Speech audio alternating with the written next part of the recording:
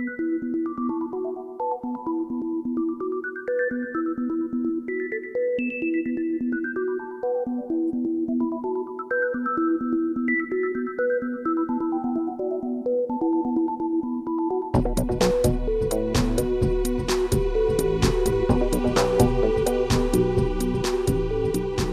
Sofala Bible Institute started in the late 1980s.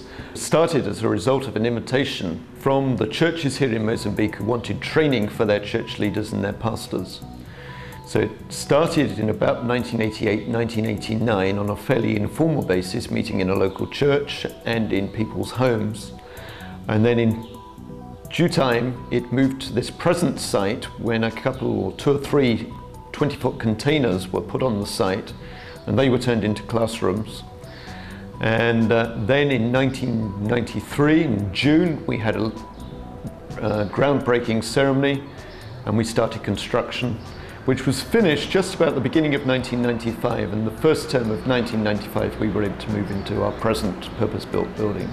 My role since 1997 is as principal of the Institute, and I'm teaching Old Testament and New Testament surveys principally, and I've just taught a course on following Christ. Other subjects are covered by some of our Brazilian staff and some of our Mozambican staff. We're teaching 16 subjects this current term, as we do every term, and 7 of those subjects this term will be taught by Mozambicans, so that's pleasing that we're gradually getting into the point where more and more Mozambicans are coming in.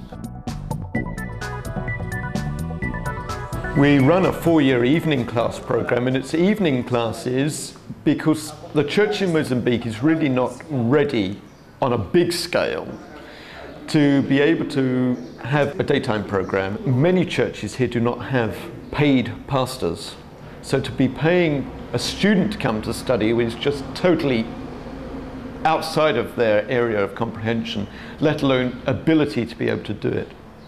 So we run an evening class program whereby the students are able to work during the day to earn their living, to provide for their families, and then they can come in to study just in the evenings. It does not take them away from either their families or their churches, so they can still be involved in the lives of both. We don't meet on Wednesday nights because that is generally the church midweek meetings, and the classes run from 6:30 to 8:30 every night, just one subject per night, so that each student has 4 different subjects during the week.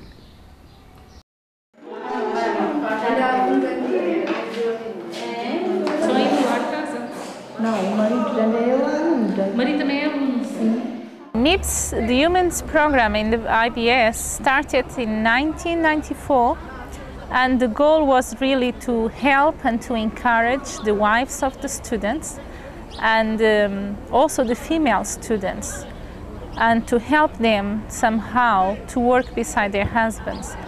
We have literacy classes for the women that didn't study at all, and they need to know how to read and how to write to be able to work beside their husbands. And we have literacy class also for the ones that did 3 or 4 years of school, but they wish to carry on. And we have sewing classes also.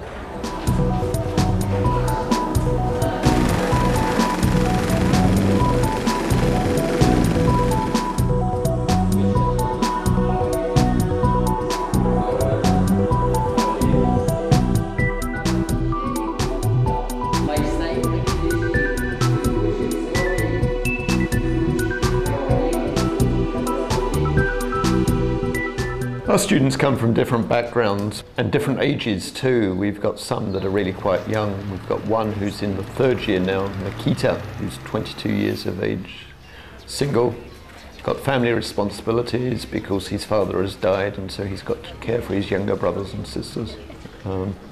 Unemployed, struggles at any social economical level, but spiritually is on fire for the Lord. E através disso eu pude ver os frutos desde aquele dia que eu comecei a estudar e até agora.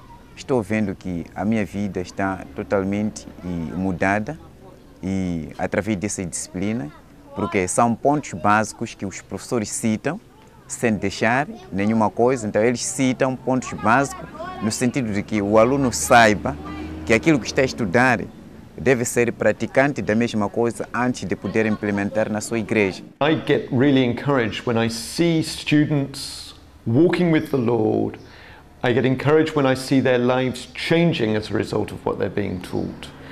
And I'm really doubly encouraged when I hear reports from graduates when they come to see me.